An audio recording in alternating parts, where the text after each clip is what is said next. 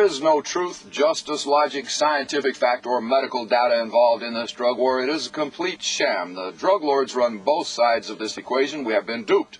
Please do your part to help end this madness. Visit our website, endprohibition.org. Okay, so what is the counterculture? We're the ones who want peace, justice, liberty, freedom. Why are we considered the counterculture? Is it the long hair? Is it the scraggly beards? Is it an attitude that says the government is wrong in several instances? Is it our willingness to step forward and say the emperor has no clothes? Well, today on the Unvarnished Truth, we're going to talk to many of the leaders of the reform organizations, those who you would say head up this counterculture. Let's find out what they're up to. There is no better place to find leaders of the counterculture than at the Seattle Hempfest, the world's largest protestival. My name is Vivian McPeak. I'm the Executive Director of Seattle Hempfest and a Director of the Washington State Chapter of the National Organization for the Reform of Marijuana Laws. And we're here on the Puget Sound at Myrtle Edwards Park in downtown Seattle, right by the Space Needle. We're getting ready for the 2006 Seattle Hempfest. It's our 15th year of bringing world-class music, renowned speakers, and drug war reformers, and bands, vendors of all kinds. We'll have music vendors and food vendors and arts and crafts and informational distribution. And we're just really going to raise some freedom over the weekend and hopefully get the word out that adults in a free society deserve the right to make their own choices, educated and informed choices, on what they put in the sanctity and the sovereignty of their own bodies. And really, as Americans, that's a fundamental right that we should all enjoy. And those choices should be made based upon truthful and accurate information. And so what the Hempfest is about is bringing that information to the people, and then hopefully the people will take that information and use it to go forward and change the laws, because that's the way America works. This is the main stage at the Seattle Hempfest on the day before the festivities begin. I started about 42 years ago with Detroit Lemar. I was based in Detroit for years. I lived in Michigan for 50 years. And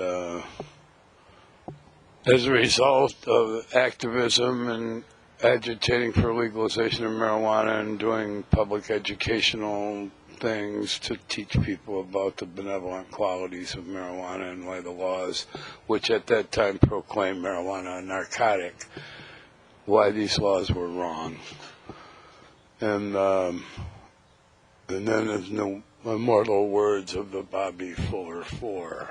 I fought the law, and the law won. And I was in prison for 2.5 years, but then I won. And we overturned the Michigan marijuana laws, had them declared unconstitutional, instituted a new regulatory scheme with much greatly reduced penalties from like 20 to life for sale to 4 years, 90 days for possession. Then I was also active in Ann Arbor with a group called the Human Rights Party, and we elected people to the city council and changed the laws in Ann Arbor and created a $5 fine for any marijuana offense. That was in 1972. My name is Mason Tavert. I'm the campaign director for Safer Alternative for Enjoyable Recreation, otherwise known as SAFER. We started back in January 2005 as a nonprofit dedicated to educating the public about the fact that marijuana is a much less harmful drug than alcohol.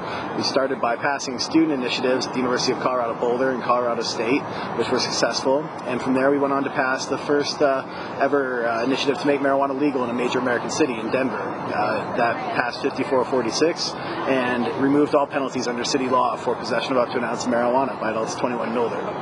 Following that, we've had a number of victories around the country. Recently at the University of Texas at Austin, University of Maryland, Florida State University have all passed these student referendums saying that students don't think penalties for marijuana should be greater than for alcohol. And that's really what our organization is trying to get across, is that if an adult who is of age to consume alcohol would prefer to make the rational, safer choice to use marijuana instead, there's no reason on earth why our government should be prohibiting them from doing so. SAFER successfully placed an initiative on the statewide Colorado ballot to make marijuana legal for adults 21 and older. If this passes, it would be the first state to vote to remove all penalties for private adult marijuana possession, and we are about to get that campaign kicked off here, so we're looking forward to it.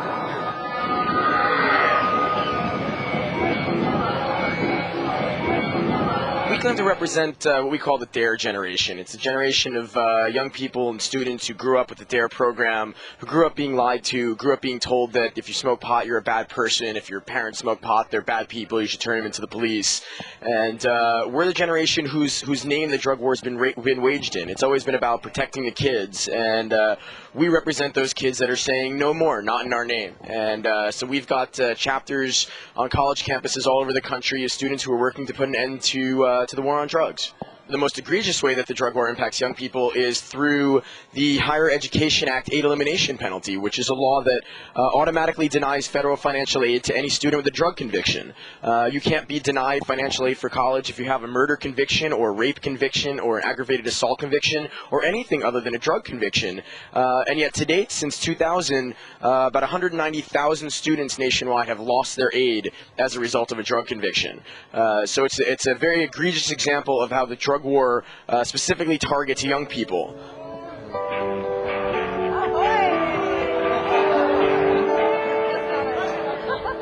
My name is David Gard. I'm the Associate Director of Stop the Drug War, the Drug Reform Coordination Network, as we're also known, DRCnet. Well, essentially, we are an organization that wants to end drug prohibition. We go further than organizations that are just for reforming marijuana laws. We want to point out to the world the consequences of prohibiting drugs to the country. You know, what happens in the inner cities, what happens with the high prices of drugs and the organized crime and the criminal element of things. So there's a whole other side, and drug prohibition causes so much ill in society that it needs to be addressed at its core. It's really the root problem of all of our drug ills. A lot of people are connected to us. In fact, most people are probably most well known for our Drug War Chronicle. It's the world's leading drug policy newsletter. It goes out to 32,000 people every week. It's all original reporting. I mean, we have editorials and book reviews and events calendars. It's something that people really look forward to. And it's stopthedrugwar.org.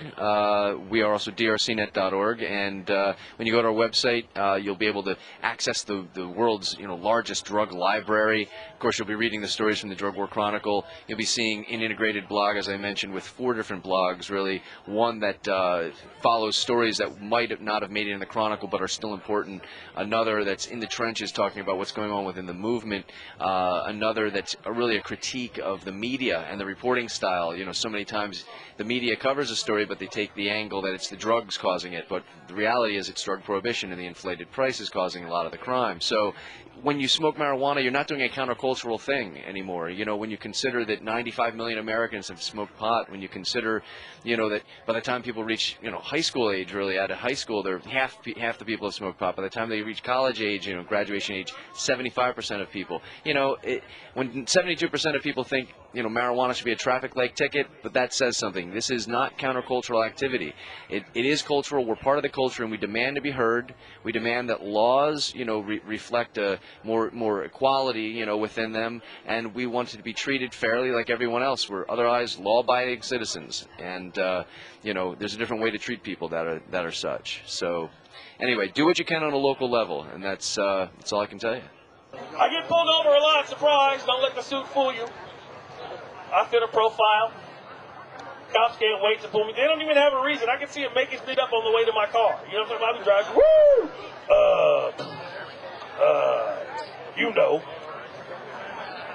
We want to make sure your headlights work. Man, it's 12 noon. Well, you can't be too safe.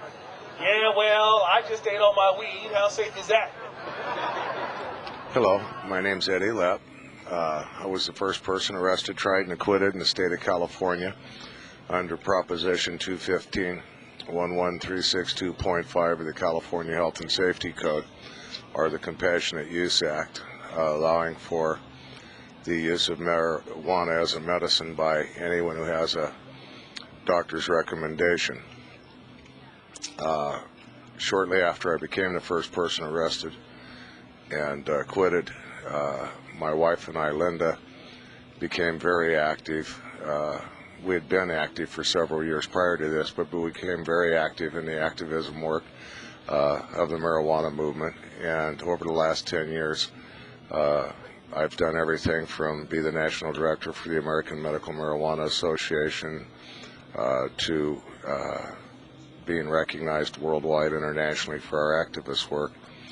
I'm currently facing 4 life sentences, $17 million in fines, and an additional 40 years and $600 in special assessments because my wife and I grew medicine for patients through our ministry.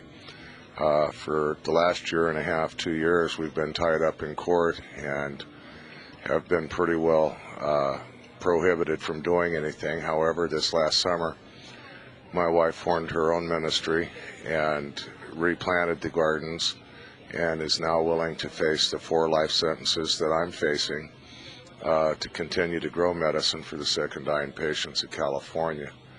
It is our most heartfelt and firm belief that our religious practices are no business of the state or the federal government.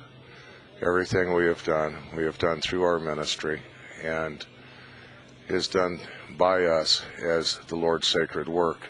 We view this beautiful plant as sacrament and believe it to be the true tree of life. Right now, my legal problems are somewhat in limbo, although we have made the court aware that we wish to proceed at this time and no longer wish to waive our rights. Based on the UDV decision, which was reached about 6 months ago, the religious use of marijuana as a sacrament should be something that's very easily taken care of through the court system due to the fact that the UDV decision allows for the use of the Watuska tea, which, if taken improperly, can and does cause death. And when you compare that tea to marijuana, it's like comparing battery acid to ice water. So if they've made the battery acid legal, I don't see how they can not make the ice water legal.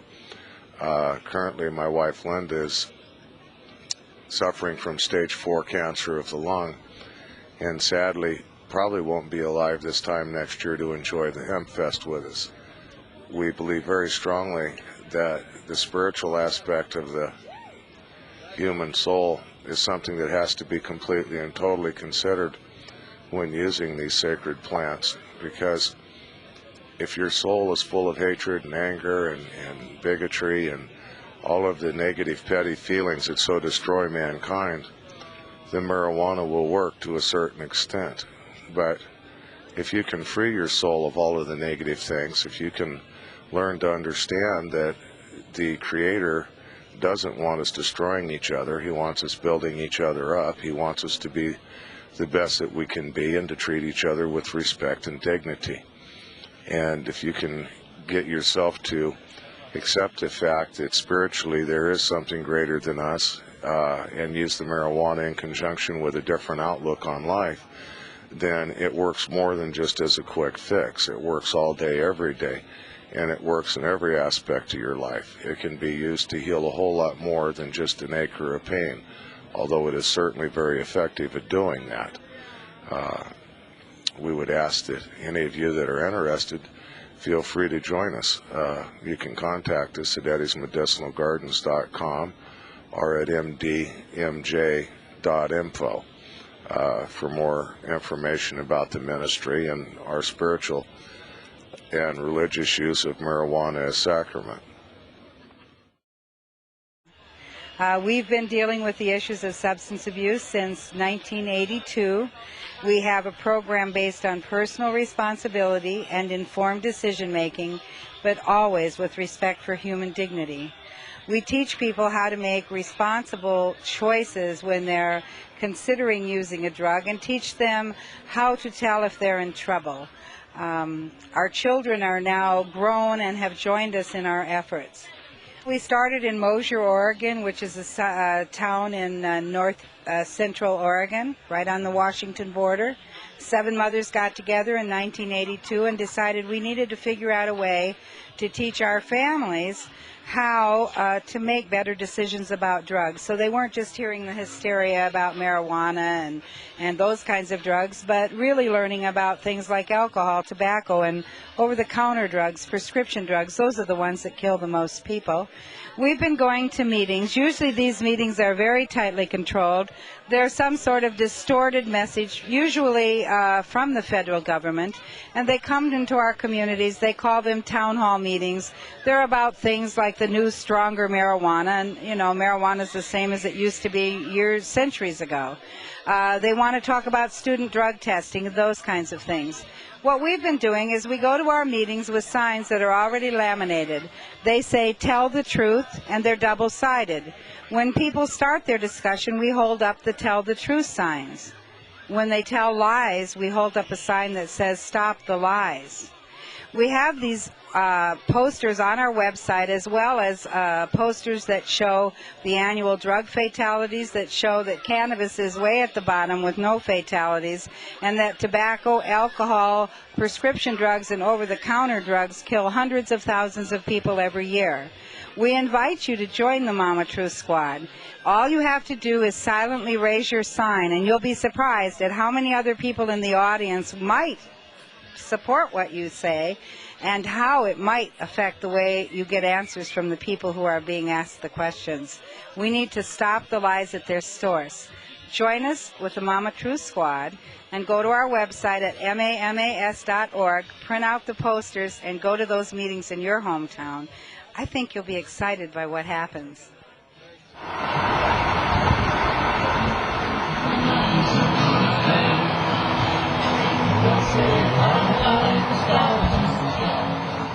Hey, this is Phil Smith of the Drug War Chronicle here at the 2006 Seattle Hempfest.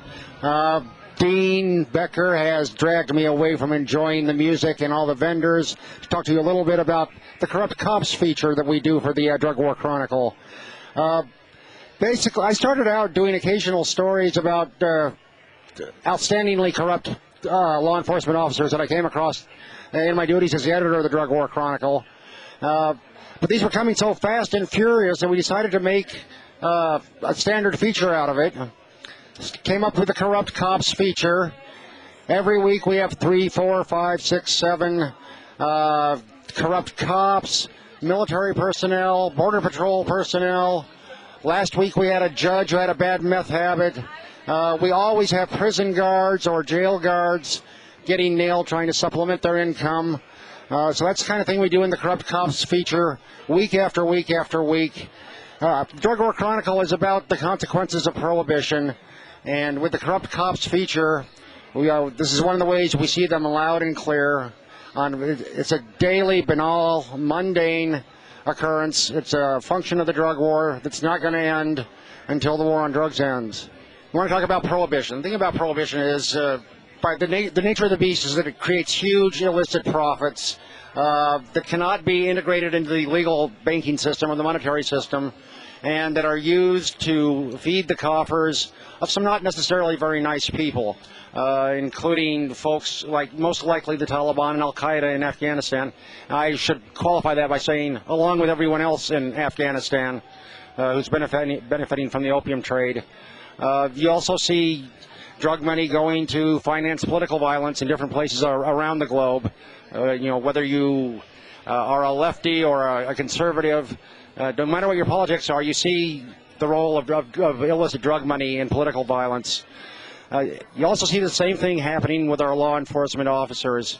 It's very difficult to look a huge sum of money in the eye in this society and turn your head away, or even more proactively, to grab the guy who's trying to bribe you. Now, of course, many of our police officers are upstanding individuals, but it seems like there is an infinite supply of people in law enforcement who are ready and willing to be corrupted. If we get rid of drug prohibition, we will end one big avenue of possible corruption for law enforcement. And I'm so proud to welcome your goddess of radio, the incomparable Randy Rhodes. Give it up! Thank you! Good day, McPeak is about as close to a god as I've ever met. And I'm just really happy to be here. I was no-fly listed, and I finally got here, and I've never needed to get high more in my life. So thank you for having me, okay? We will talk later about the war on drugs, but just remember, you are enemy combatants. Well, there's always more work to do until marijuana is sensibly made legal in the United States and hopefully throughout much of the world. You know, we've come a long way in the last 10 years with the medical marijuana ballot initiatives and the state legislation in almost a dozen states now, with tens of millions of Americans living in states where this stuff is legal, with hundreds of thousands of patients now legally able to access marijuana, with the medical marijuana facilities opening up in California, with the decriminalization gaining popular support, with popular support for legalization growing all the time. But nonetheless, we still live in a country where half of all drug arrests, 750,000 drug arrests each year for marijuana, 90% of those for nothing more than simple possession. We still live in a country where corporations all around the country are drug testing people solely for marijuana. We live in a country where the Bush administration and the federal government are acting as if marijuana is the most legal, most dangerous drug on the face of the earth. So yes, we do have a long ways to go. Well, I think when the head of the UN Drug Control Program says marijuana is as dangerous as the other drugs, I don't know if he really believes it. But the fact of the matter is the U.S. government is sufficiently powerful in the global arena that he may have no choice but to say that. Right? I mean, you look around Western Europe, you look in other parts of the world, they increasingly understand that marijuana, although it's not a totally safe drug, it is, as a former judge of the DEA said, the least dangerous psychoactive substance known in human history. So it's a shame when they got to mouth the American rhetoric, but you understand, the federal government's position right now, you can see its extremism by the fact that when it comes to medical marijuana, they represent a small minority of Americans. Only about 20% of Americans really want to keep marijuana criminalized for medical purposes, and that's where the federal government is. So I think the public is increasingly moving our way. What we need to do is get them to the point where a solid majority support the notion of treating it more like alcohol or cigarettes, taxing it, controlling it, regulating it, and trying to educate properly about it. The fact of the matter is that there is a movement growing in this country for freedom and social justice around the way we deal with drugs in America. We are standing on the shoulders and following in the footsteps of the people who fought for civil rights and gay rights and women's rights and even the abolition of slavery and the slave trade. It's about fighting for freedom and social justice. It's about opposing the vested interests, the vested economic interests and other interests that want to keep people oppressed. It's about fighting against people who want to play on people's fears about women and children in order to keep people down. So I think time is on our side. I think justice is on our side. I think freedom's on our side. We are going to win this, but it's going to take being smart and struggling hard. If you believe that we have had the entire war on drugs in our lifetimes, raise your hand. I'll tell you, this country, which is 5% of the world's population and 25% of the world's prison population, but we had 50,000 people locked up for drug charges 20 years ago and 500,000 today. When we lock up more people in America on drug charges than all of Europe locks up for everything, then you know that there's something terribly wrong in America. This is my first occasion to be here, if you can believe that. And I know it's not going to be my last because there is a lot of work to do. We can't just be talking to ourselves here. We cannot just be preaching to a choir. There's got to be more politicians who will stand up, more decision makers, more lawyers, more people in the mainstream out there to speak up for what we all know here today is right. Now, I am here because some of my beloved constituents have been speaking up. Hey, Seattle, who wants to legalize marijuana right now?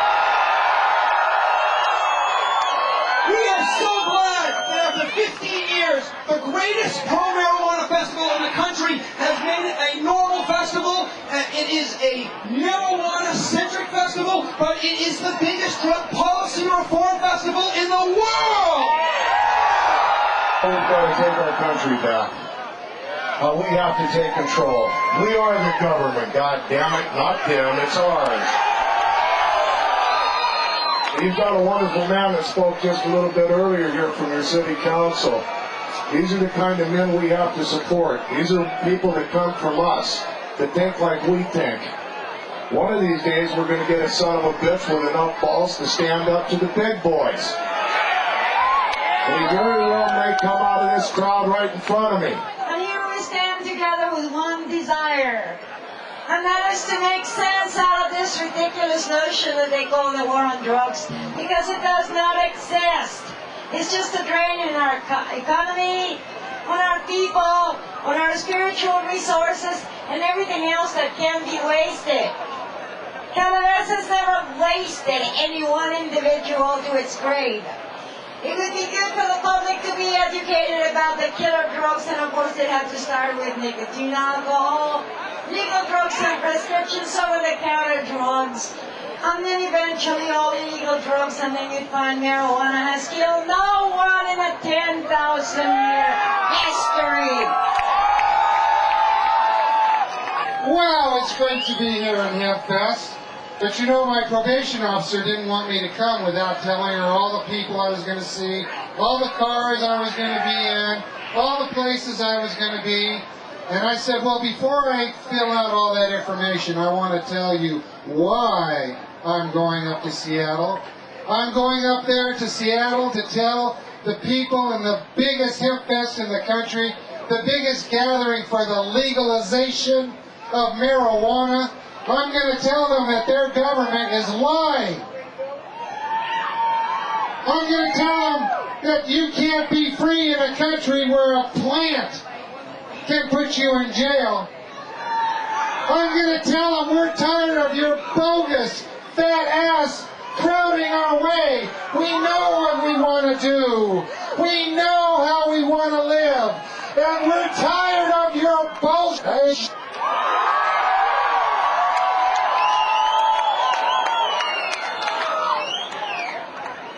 And so my probation officer said she'd have to talk to her supervisor. And I got a call a couple of hours later telling me that they would not require me to provide any of that information. And I was free to come to Hempfest.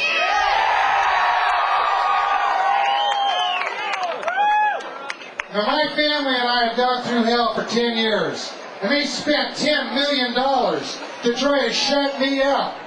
Well, they've had their turn. Now it's our turn. It's our turn.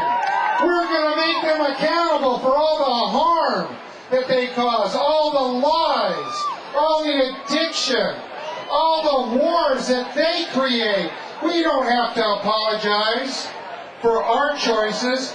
They're the ones that have to apologize. I want to first thank all the law enforcement officers that have come to join us here in Hempfest and have left us alone. I also want to thank all the DEA agents that might decide to come and hang out and play a little bit. I'd like to invite them to the door and tell them to get the heck out. They don't belong here. And I want to say that, you know, I took a Supreme Court case, or actually it was really a medical cannabis case, all the way to the U.S. Supreme Court. Unfortunately, last June I lost. However, the court did give me a little bit of leeway there, and I'm actually waiting on a decision right now back in the Ninth Circuit Court of Appeal that will then again go to the United States Supreme Court probably next year, and by June of next year, and by next time I will actually be coming out here to talk to you today about hopefully me winning. But, you know, I think that medical cannabis, a lot of people need to really understand how important it is. If you have an illness and you need cannabis, you should be allowed to have it. The federal government should not interfere with your rights, whether it's to right to life, or whether it's to bodily integrity, or whether or not it's just to alleviate your pain. They should not try to come in and harm sick and disabled and dying Americans. That is actually, in my opinion, that is the crime. Using cannabis as a medicine is something that is very helpful and very beneficial for a lot of people. Without cannabis today, unfortunately, we'd be dead. And I wouldn't be having an opportunity to come out here and speak to you today. You know, I want to just very briefly mention that Mick Williams, I don't know how many of you actually know him or have ever heard of him, but you're right now standing in front of the stage that we have dedicated to him. Shortly after the Supreme Court ruled in my case, Steve had his own federal case, and he was actually facing some jail time, and he was really afraid of facing federal prison. And so unfortunately, Steve took his life. Steve suffered tremendously for a year before he took his own life because the federal government made him stop using cannabis. And the THC Marinol pill was not enough for him. You need to stop and think how many patients you know personally that you can reach out to and say, hey, is there something I can do to help? Get invested in your local community. Your state of Washington has a medical cannabis law. Try to do what you can to also lobby your congressman, because we need to make a change. The only way that change can take effect is if you yourselves become active and join me and other people like me that are willing to risk their own civil liberties and risk losing their own lives to fight for so many sick people that really, really, really need this as medicine. $69 billion per year, and then putting police officers in the role of the bad guy, or police officers in the role of nanny. This is fundamentally about freedom. Your freedom, my freedom, the freedom of each and every one of us. Thank you. In 1966, when I was a recruit in the San Diego Police Academy, we spent half of our time in the classroom and the other half in the field at night with a senior officer. I will never forget a cold February night when, assigned to a senior officer, we got a call, a 415 family call. In the jargon today, that would be a domestic violence call. And it was domestic, and it was clearly violent. When we arrived at this stucco duplex, there were two other officers standing on the porch. They explained to my senior partner and me that they were thinking about calling a supervisor to break down the door. Well, when we sized up the situation, my senior partner kicked in the door immediately. What we had seen was a 6'3" man, buff, prison cut, bare-chested, with a 10-inch knife. His wife bound behind her back with a belt. Her ankles were also bound. She was wearing a yellow nylon robe that was blood-drenched, and her face had been beaten to a pulp. You could not hardly distinguish facial features on this woman. In the background, children. Ultimately, we learned there were 6, 5 of whom had been beaten by this man before he unleashed his terror on his wife. So my senior partner, quite irritated at the first 2 officers, devised a plan, and within 30 seconds we were inside the house, having busted down the door. The fight lasted maybe 3 or 4 minutes, 4 of us taking on this guy. When finally it was over, there were knickknacks off the shelves, there was a panel ray heating torn off, police officers' ties and wristwatches and so forth, all damaged by this fight. But we got him in custody and we took him to jail. A little bit later that year, out on my own, I was in the right place at the right time, and I arrested a husband and wife robbery team who had gone into a mom-and-pop convenience store / liquor store, California liquor store arrangements, and pulled a knife on the elderly man behind the counter. They cut him up pretty good and relieved him of $26. In 1972, I shot and killed a man who was threatening to murder his 3-year-old son, and who had also threatened to kill his estranged wife, her mother, and any cop who might intervene. In 1984, I rolled up to the scene of what became known as the McDonald's massacre. 20 people shot and killed by one James Huberty. I will never be able to erase from my mind the picture of 10-year-old Joshua Coleman draped over his bicycle. He played dead, an action that saved his life. Next to him is dear buddy, also 10 years old, also draped over his bicycle, but not playing dead. Inside, moms and dads and kids in mid-bite, awash in a sea of blood, and fatnacks and fries and shakes.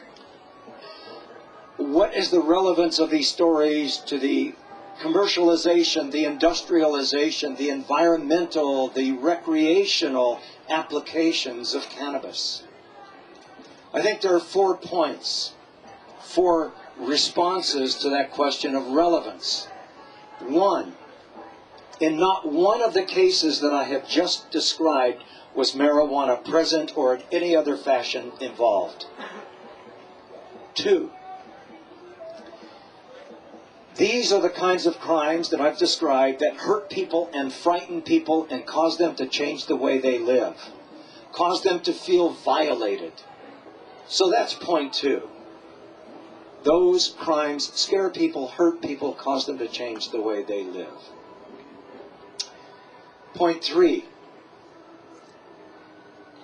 If it is possible for the police to connect with the community, to develop a positive relationship in which both the police achieve high levels of job satisfaction and morale and support from the community, and the community feels well served, if it is possible for the police to carry out their sometimes negative functions against a backdrop of support and confidence and public credibility, the one thing that stands most in the way of that credibility and public confidence is this country's drug laws, which put the police officers on the front lines of that drug war.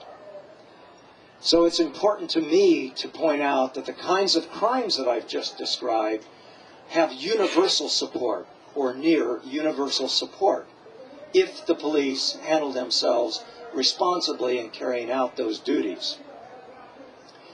The 4th and final point that I wanted to make in introducing a talk at Hempfest about other crimes is that if predatory crimes are really important to us, if we see those predatory crimes as the mission, the fundamental mission of police, then we've got to say so.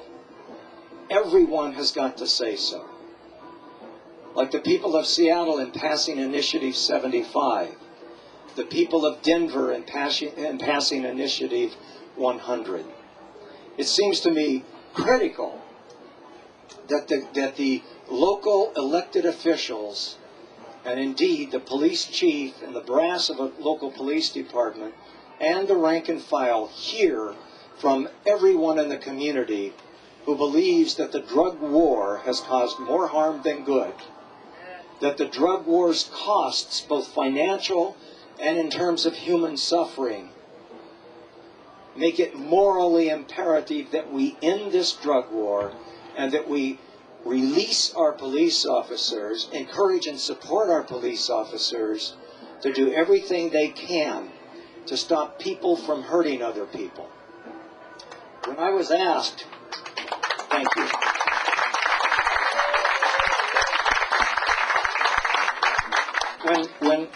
When I was asked as police chief, what is the mission of the police department, I didn't get into the textbook answers or the slogans that you put on the side of police cars.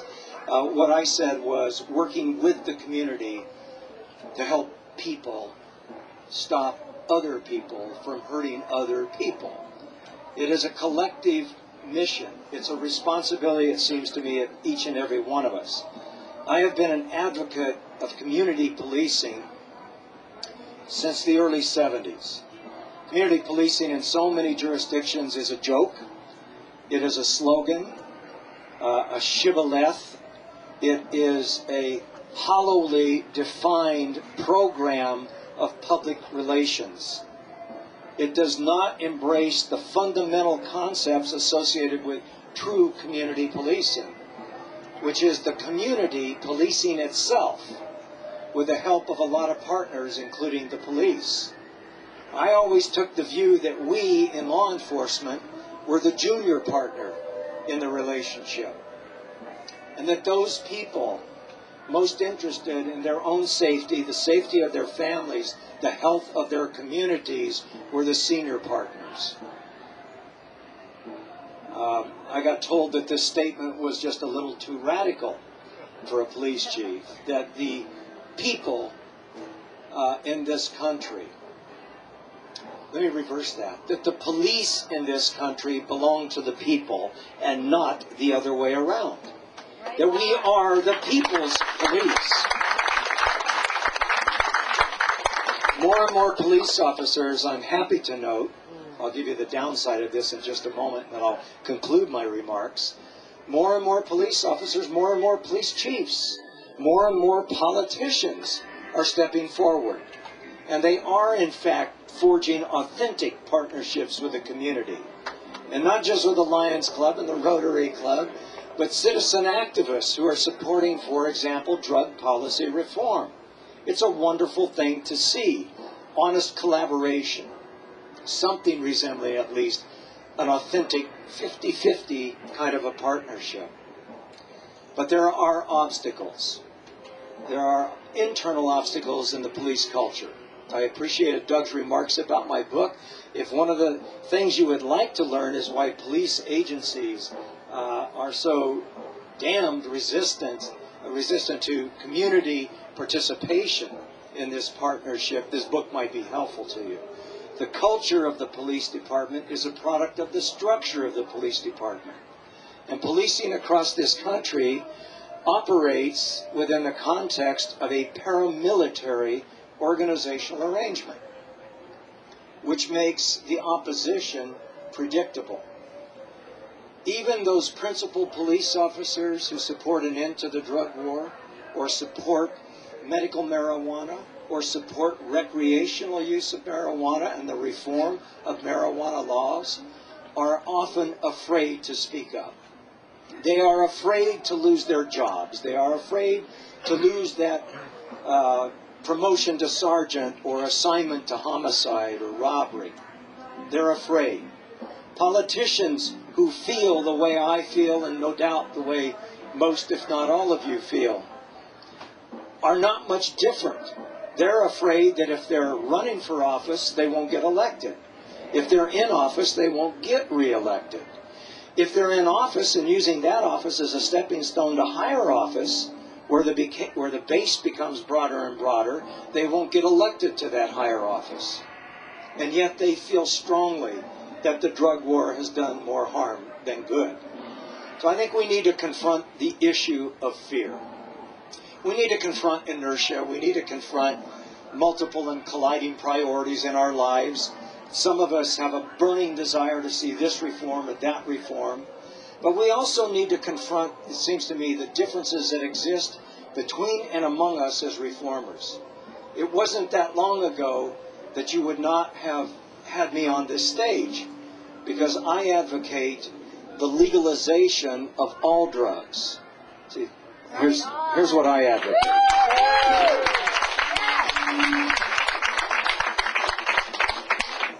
The regulated and controlled legalization of all drugs. There are advocates within the marijuana reform laws who say, leave the L word out of the conversation. I understand that, I respect it, and I will always do everything I possibly can as an advisory member of the board of NORML and the Drug Policy Alliance and so many other drug organizations to support what we might call more modest or more incremental forms.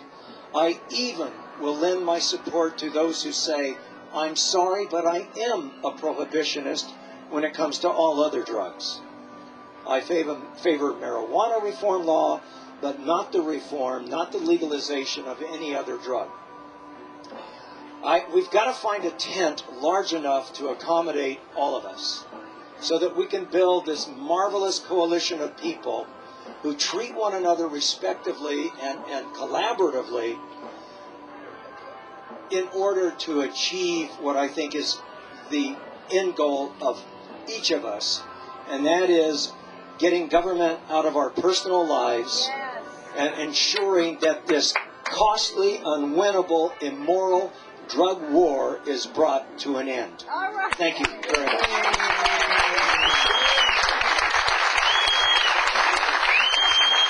Well, I think it's very clear that as drug policy reformers step up the heat on the drug warriors, not just locally or nationally, but internationally, they become frightened, and I think that's what's happening. They've bought their own propaganda. They now feel this compulsion to shade it, if not lie, to the American people about the effects of marijuana, which is demonstrably far safer than alcohol and most other drugs. A lot of police officers, regrettably, have bought the propaganda. They've been fed it, after all, from probably their days in elementary school when they were sitting in DARE sessions. If that's not enough, they certainly get a good dose of it in the police academy and beyond. So some of them simply believe the propaganda. But there are many other police officers who are convinced that the drug war has caused more harm than good. They recognize the costs in dollars and cents and in human suffering, but they're afraid. They're afraid that if they speak up, they won't get a promotion. If they speak up, they won't get that job in homicide. Police chiefs, I dare say, are oftentimes afraid that they're going to lose the best jobs they've ever had and jobs they never expected to get if they speak the truth about the drug war. Such is the strength of the other side, the propaganda machine of Drug Enforcement Administration. I'm a member of NORML. I'm a member of the Drug Policy Alliance. I support every drug policy reform organization as part of this larger movement. But I would like to encourage your viewers to check us out at leap.cc, www.leapcc, and sign on if you're in law enforcement as a member of LEAP. If you are not a part of the criminal justice system, please consider visiting this website and becoming a friend of LEAP. We are a very rapidly growing organization, and together we will make a difference. I hope you've enjoyed the unvarnished truth thus far and that you'll stay with us. We have a couple more segments here in just a minute. But I think it's important I point out, following my stint as a cop, I spent years using LSD, methamphetamine, cactus, mushrooms, but I quit 25 years ago without any interference from law enforcement, the medical community, or without visiting a treatment center. I continued to thrive, gain positions of great prestige and authority within the oil and gas community, all the while using marijuana for both medicinal, recreational, and sacramental purposes. Carla Cole of the King County Bar Association has a very similar story. I was born in San Francisco, California in 1945. That means that when I was 15, it was 1960 in San Francisco. And by the time I was 21, and not before, I was exposed to marijuana, and soon after that, LSD. But I have to say that I believe my entry drug, my gateway drug, was coffee. Alcohol was certainly offered to me by my family. They were alcohol drinkers. My mom and dad both, very reasonable ones. You know, I mean, I don't believe I ever saw anybody drunk, but they tried giving me a bottle of sherry when I was 16 as a present, and you know, I was encouraged to have this kind of be a lifestyle, and I wasn't going for it. I didn't like alcohol, but I did like coffee, and they started giving me coffee early, and it wasn't too long before I noticed that it was speedy, and I liked it.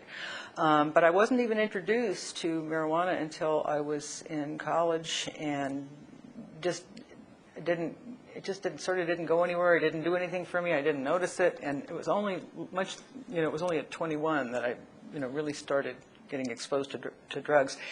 And probably LSD was really the biggest influence at the beginning, and I took it many, many, many times.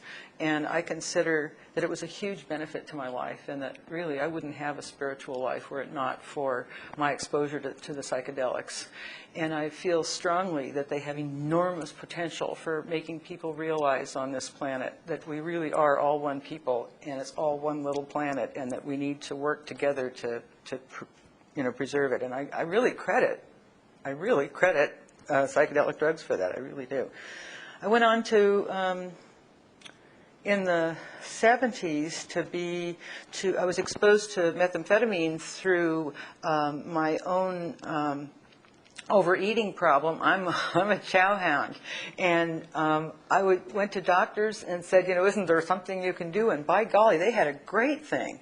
They had something called methamphetamine hydrochloride. It was a little pill called Dizoxin. It was put out by Abbott Chemicals. I'm not sure that it isn't still put out today, but they only allow you to have it now if you're a child and if you have attention deficit disorder, as I understand it. It happens to be I heard one physician at a conference describe it as perhaps the greatest antidepressant we have. It instantly floods the brain with so much dopamine and so much pleasure that you just feel fabulous. And gosh, I didn't miss that at all, And it solved the eating thing. It was great. And I never, at the beginning, took like 10, when I had one prescribed. I pretty much took it the way one was supposed to and enjoyed it at that level. Later, when I got exposed to shootable, powdered methamphetamine, then I started to get, much more unreasonable in terms of overusing. But still, I always slept and I always ate and I never really had any trouble and my arms are fine and I graduated Phi Beta Kappa, magna cum laude in international studies. I studied Chinese. It was my language. I smoked pot when I studied Chinese. I never got anything less than a 3.9 or a 4.0. I have very positive experiences with mind-altering substances, including mushrooms. I think psychedelic mushrooms have incredible potential for unlocking people's understanding of the real nature of reality. The future of this planet and this earth depends on not the counterculture, but the values and the principles and the ideals that the 60s counterculture embraced, which are really universal human dignity and social justice, freedom and peace-based social values that are shared all over the world by very many faiths and very many people from all walks of life. And until we can find a tolerance and an embrace of diversity, and to realize that our diversity is what makes us stronger, not weaker, and that we should not fear those that are different from us. We should fear not being different from others in some way that makes us unique and special. In closing, I want to state the obvious, that those who support this drug war are the best friend the drug lords in Colombia and Afghanistan could ever hope for. We've offered $1,200 cash money to any drug warrior willing to come on our program and defend this policy of drug prohibition. By drug warrior, I mean any police captain or above, any agent of the DEA, CIA, FBI, or Justice Department, any working judge or district attorney who would spend 15 minutes clarifying the need for eternal war on our own people.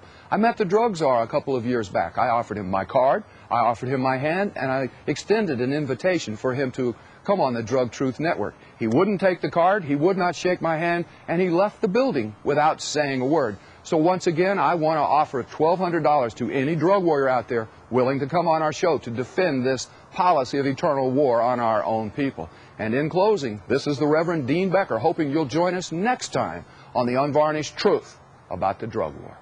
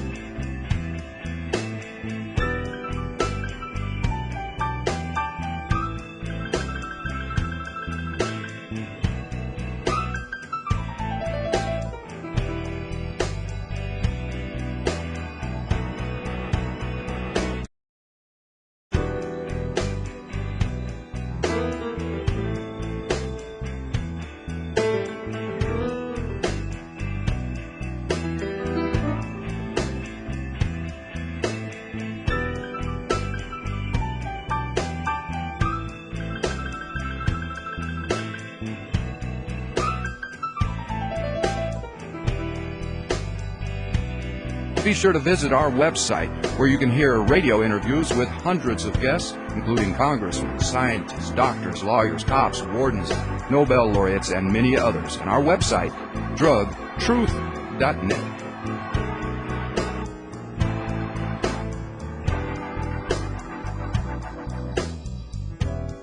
I've lived my life trying to make a score. Had the bar and still been there begging for more. You can go and buy a dime, pick up an 8-ball, but you can't hold your money while you're climbing the wall. If I only had a stash of bags, never do no wrong, I just sit here by my spoon, clean this stuff all day long.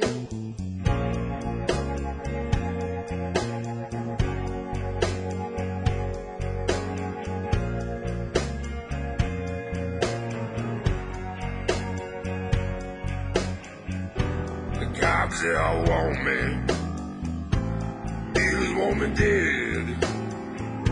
I gotta lay low while my woman's bed.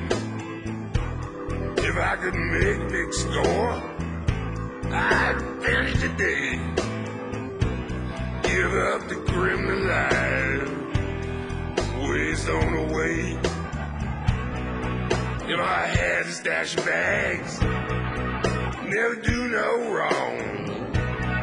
Sit here by my spoon, clean my woods all night long. Be sure to join us on the next Unvarnished Truth. We'll be reporting from the coca fields of Bolivia, as well as from the first International Conference of Students for Sensible Drug Policy in Washington, D.C. I must be dreaming, I'm ready to scream. Hear my table, stash my dreams.